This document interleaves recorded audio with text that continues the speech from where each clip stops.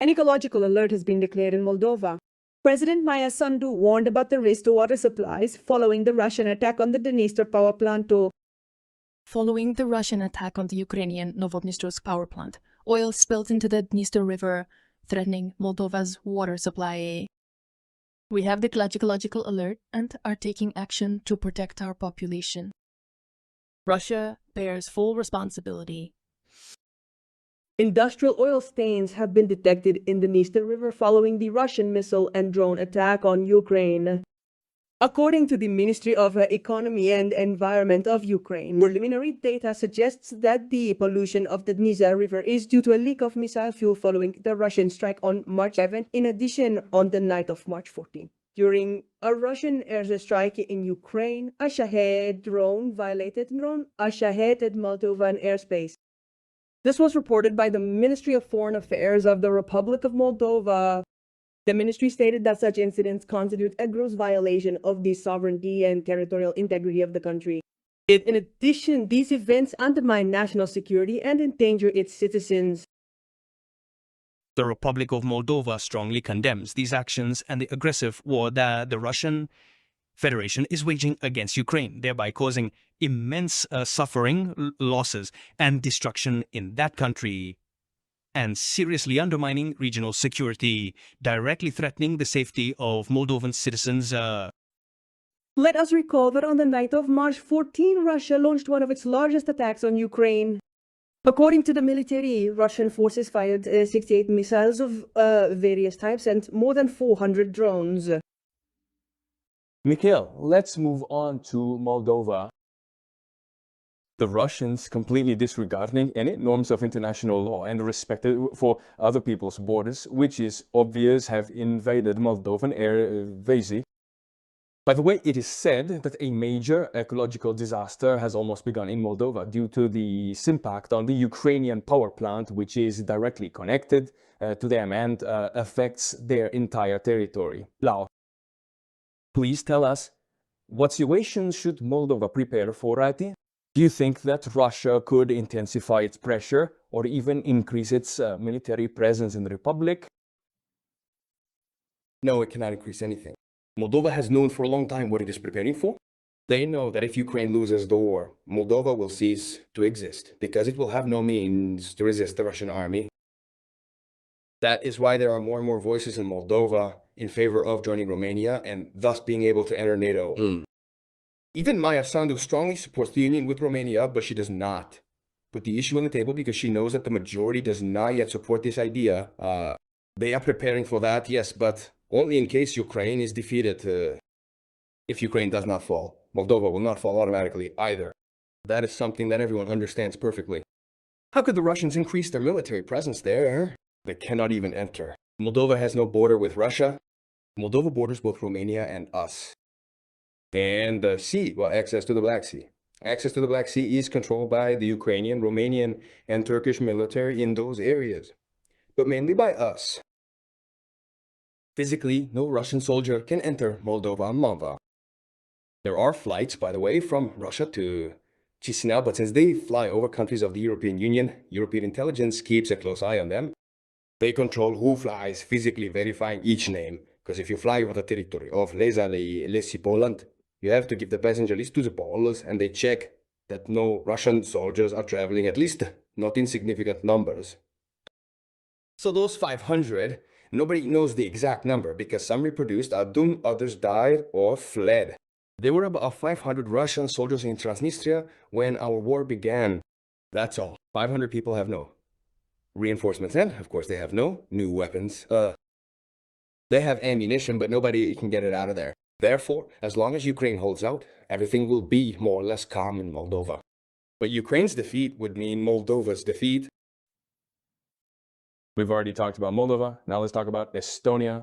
There is an interesting precedent reported by the Bild newspaper, where Russian propaganda social networks are actively promoting the idea of creating the so-called Narva People's Republic in Ayakamvoht in Estonia. It is a city bordering the Russian Federation, separated by a river with about 55,000 inhabitants.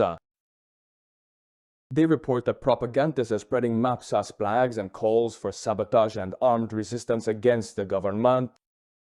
Maps, of course, where Narva appears to be annexed to Russia. What do you think about these attempts to destabilize this situation? Could the Russians attack the Baltic region with these kinds of ideas? And they could even do it militarily. In that place, the river does not only divide Narva. On the Estonian side is Narva, and on the Russian side is Ivangorod, with a castle in the middle of the bridge. And the Estonians are very seriously preparing to defend Narva. In fact, there are already so-called dragon's teeth on that bridge. It's full of trenches and excavations. I think, if I remember correctly, that the bridge might even be closed already. Oh, I don't know if the border crossing is still open because they've been opening and closing it, closing it. In other words, Estonia is preparing for such an attack. Swedish troops have definitely been deployed in Estonia to repel any possible aggression. And there are probably two vulnerable points like this in the Baltics. The first is Narva, on the border with Ivangorod in the Leningrad region, and the second is Daugavpils, on the border with Latvia. Daugavpils on the border with, I think, the Vitebsk region in Belarus. It's a city that's also right on the border, and it's also clear that Russian troops could enter there at any time. Why these 2 points in particular? Because in Daugavpils, the majority are Russian-speaking. In Narva, I think they are too. In Daugavpils, pro-Russian parties always want the elections before the war be. Now, all that has changed a bit. I mean, that's how it was before the full-scale war. So what the Russians are trying to do there is to create a kind of fifth column with the Russian-speaking population of Estonia living in those cities. That's why it's a real threat. I mean, if the Russians start, they'll do it from one of those points. In addition, they could organize a supposed scenario there, like the one in the DPR or LOPR, saying that it's supposedly the local population and not the Russian army, although it will be the Russian army, in order for NATO. To make NATO's actions more difficult, Russian troops enter Narva disguised as partisans. Will the Finnish troops bomb St. Petersburg at that moment or not? That's the big question, because they're obliged to counterattack the Russian Federation, and Russia will say that it wasn't them. And then NATO politicians, even before the generals, will be faced with a question. Do we respond on a large scale or not on a large scale? Do we limit the war to the territory of Narva and fight only there? Or do we logistically isolate St. Petersburg and the rest? Do we launch an offensive and recapture Karelia? That is a big question. And I think there are countries that are prepared for such a war. The Nordic countries, Finland and Sweden, I think are ready right now. But other more powerful NATO countries like Germany and France, I don't think they are prepared to fight for Estonia and Latvia. Friends, I invite you to subscribe to the Julian channel. It is essential for us and for you if you want to continue receiving verified information. Mikhail, continuing on the subject of our neighbors, Hungary, I cannot fail to mention it. There are large protests against Orbán. It is clear that Viktor Orbán has decided to choose Ukraine as the target of hatred in order to win the upcoming elections. I would like to ask you, what real chances of victory do you think he has? And to what extent do you think Hungarian society will support the idea that Orbán is spreading, that supporting Peter Mart, his main political rival, is equivalent to working for Ukraine and becoming puppets of Zelensky? In fact, there are posters with this message all over Budapest. Do you think this strategy will work for Orbán? Well, it definitely has potential because we know the situation very well from the polls, and about 2 or 3 weeks ago, the difference was 12 points in favor of Magyar voter. Now, in the last 2 weeks, I think that gap has narrowed by 2%, and it narrowed precisely because of this, or because Orbán promotes a strong anti-European and anti-Ukrainian rhetoric. So, for now, in principle, he is gaining some points with this. It's about swaying the undecided. That 12% gap between those already committed and those who still haven't decided yet, we will fight for them now. That's why both politicians, both wings, both movements are now naturally so active and will be for the next 4 weeks until the elections, or 3 weeks and 6 days. And, well, the truth is that it's unpredictable. I wouldn't bet anything right now. If I had to bet money, I wouldn't bet that Orbán is going to lose. I'm not sure about that yet. We'll have to see when the elections get closer. And for now, I would say that the opposition has no guaranteed victory. And of course, it's not necessarily just one issue either. There are many issues. It's not just the issue of, well, Ukraine, and here you have the crisis in Iran, and the increase in the price of gasoline, and the increase in... It's rising in Hungary, just worldwide. Orban comes out and says, see, it's all because Ukraine cut the Rosba pipeline, and because of that, the price of gasoline went up by 20 euro cents. Is this what they wanted or not what they wanted? And there you can see how they are also taking advantage of this current situation. So for now, the external situation even benefits Orban a little, I think, which is why it's possible that he will manage to close that gap. In addition, the electoral system in Hungary is complex. It was designed under Orban's mandate, specifically for his party. For example, remember that until the last elections, we had both majority districts and party lists. Here, half are by majority and the other half by lists. But in Hungary, I think only 40% of seats are located by party lists and the other 60% by majority. So that gap does not give the opposition such a big advantage in seats in parliament, because they also have to win in the majority districts. So not everything is rosy. The Ministry of Foreign Affairs of Moldova has initiated the procedure for denouncing the fundamental documents of the IC, which means the final withdrawal from the organization. It was stated there that Russia violated the fundamental principles of the community. In addition, this step is part of Moldova's course of European integration, TALIS. Now the decision must be approved by the country's parliament. Withdrawal from the IC's statutory bodies will allow saving 3.1 million LN from the state budget annually. This amount corresponds to the membership fee. At the same time, the free movement of citizens of the Republic of Moldova in the SCI countries will not be affected, since it is largely regulated by existing bilateral agreements, obviețitens. Denouncing the founding treaties will not affect agreements within the IC that bring economic benefits to the country. This is stated by the Ministry of Foreign Affairs of Moldova on the institution's website.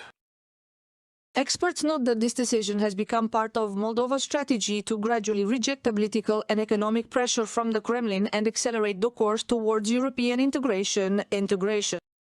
Moldova never felt comfortable in the SCI because the SCI existed for the benefit of Russia, so that Russia could control the Republic of Moldova and other former Soviet republics that were then part of the SCI. Although we were members of the SCI, Russia closed the market for us, both for wine and for Moldovan fruits, vegetables, and other products. That is why the Republic of Moldova has long since taken a westerly course towards joining the European Union, and it is impossible to sit on two chairs in two boats and go both towards Siberia and Brussels. Moldova's withdrawal from the SCI demonstrates the decline in trust in Russia and at the same time confirms the state's desire to move towards the European Union. This is how Brussels reacted to the Chisinau decision. We noted that after Russia's large-scale aggressive war against Ukraine, Moldova began to withdraw from the structure and in fact practically ceased its participation. But Moldova did this in order to align itself with the European Union's common foreign and security policy, which is undoubtedly a very good step and the right choice for the Moldovan people, because Russia cannot be trusted. Therefore, we will continue to support Moldova in all its endeavors on the path to Europe and IMPONE. According to experts, the Moldovan parliamentary elections held in September also indicate a weakening of Russian influence in the region all again. 2025. At that time, Russia, despite its attempts to spread its propaganda through corruption, disinformation, and cyber attacks, failed. According to analysts, this shows that the majority of Moldovan citizens sent a clear signal of support for the course towards EU integration. On March 10, the leaders of Moldova and Lithuania discussed European integration issues during a meeting in Vilnius. Lithuanian President Gitanas Nausėda stated that he welcomes the progress in implementing reforms that the Moldovan government is achieving. We welcome the progress in implementing reforms achieved by Moldova. Despite the difficult circumstances, we urge Moldova to continue and accelerate the necessary reforms related to the European Union to make them irreversible and their benefits tangible and understandable for society. Gitanas Nausėda President of Lithuania. According to Nauseda, Moldova's accession, like Ukraine's, to the European Union by 2030 is a strategic goal for Lithuania. The president expressed hope that this process could be accelerated. Moldova's position on Ukraine remains unchanged. Following another Russian attack on Ukraine, Moldovan President Sandu urged the international community not divert attention from the Ukrainian state. Russian attacks on Ukrainian cities and civilian infrastructure constitute war crimes. Moldova condemns them unconditionally. The international community should focus on Ukraine. Now is not the time to back down. Maya Sandu, President of the Republic of Moldova, on the social network X. It was the war in Ukraine that made the Moldovan government understand that the Russian Federation cannot be trusted, experts say.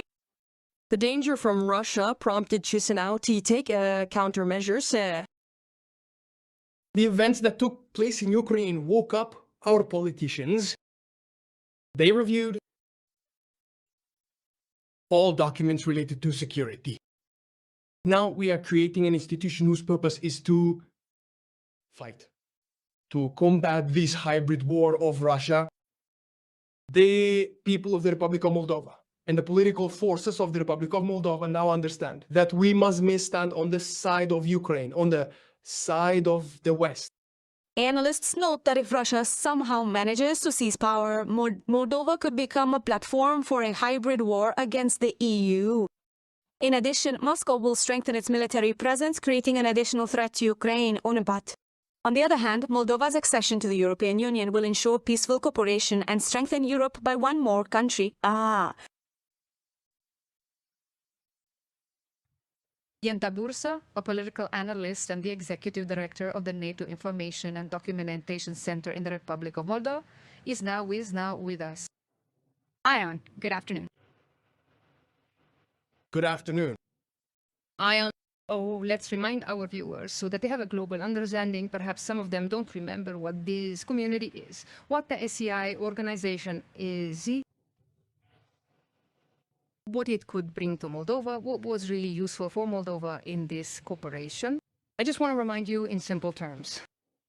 It is a regional international organization that was created in 1991 to ensure a civilized separation of the former USSR republics.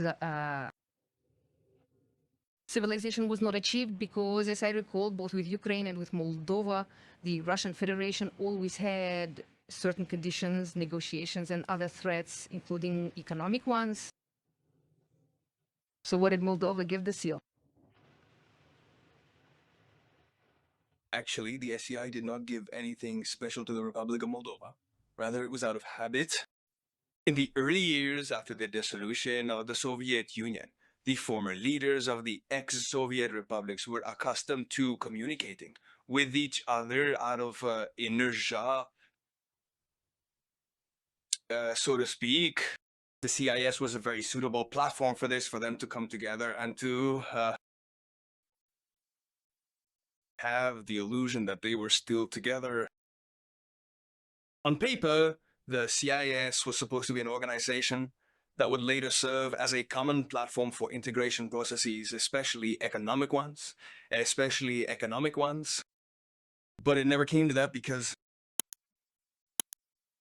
the Russian Federation very quickly began to see the CIS and deeply understand this entire structure as a sphere of its interests and geopolitical aspirations. It can be said that it was precisely because of the Russian Federation that the integration processes that the leaders of the former Soviet republics or leaders of the new states initially trusted and expected never took place. Let us recall how about 10-15 years after the collapse of the Soviet Union, President Lukashenko accused the Russian Federation that precisely because of him, these integration processes were progressing further and becoming more serious because the Russian Federation uses various economic and energy levers to exert pressure on the post-Soviet countries. And it can be said that, yes, the CIS was rather something geopolitical, a concept of the Russian Federation The Russian Federation even invented a special name for it, the Near Abroads, but it is a amorphous structure that never worked. And relations between the countries were based precisely on bilateral agreements, international treaties, specific bilateral agreements, instead of being established as simple multilateral agreements. How long could it take for the Republic of Moldova to completely leave the CIS, considering the experience of Ukraine, given that Ukraine did not sign or ratify the CIS statutes? That is, in essence, it was never a full member of the CIS. It only had the status of a founding state. So, if we take our history in this sense, in its entirety, Ukraine completed its withdrawal from the CIS only in 2018. This was practically without having fully joined this post-Soviet organization. How long do you think this might take for Moldova? And what is the main sign of these exits? The initiation of this exit in Moscow? Here we need to make a clarification. Well, the Republic of Moldova began this process of withdrawal 2 years ago. Exactly 2 years ago, in 2023, we cancelled the agreements within the Commonwealth of Independent States. It says precisely that all agreements must be cancelled. It will take about 6 months to formalize the divorce officially, maybe a little longer. We have now reached the point where we are annulling, withdrawing from the fundamental acts of the creation of the Commonwealth of Independent States, because the Republic of Moldova, if my memory serves me correctly, signed about 180 agreements within the framework of the Commonwealth of Independent States, and we have annulled and with these drawn, I think, from about 2/3 of all these documents, because this process has been going on for these 2 years, and we are practically now on the verge of a complete withdrawal. It is possible that some agreements still remain within the framework of the Commonwealth of Independent States and this structure, but they will not be of such importance. And those that existed had no practical utility or real application. And the message is most likely actually primarily symbolic in nature, because it is symbolic precisely for the Russian Federation. Because we have reached the point where we have practically started the process of joining another organization, namely the European Union. And it is precisely now that we are withdrawing from the fundamental treaties of the IC, because we formal political agreement for association with the European Union, or for accession to the European Union, or OD. We are currently at the technical level, but we have practically already started negotiations, and as we move towards accession to the European Union, of course, we will gradually leave the Commonwealth of Independent States. This is a very clear and precise signal to the Russian Federation, because the Republic of Moldova has no intention of entering the geopolitical space of the Russian Federation. We do want to build a European state, but we have a different path of development. We want and must join the European Union. Of course, we have the same intentions. Ukraine and these post-Soviet countries together must separate themselves from the space that the Russian Federation is trying to control and bring under its control. We all see what unfortunate and tragic consequences this will have.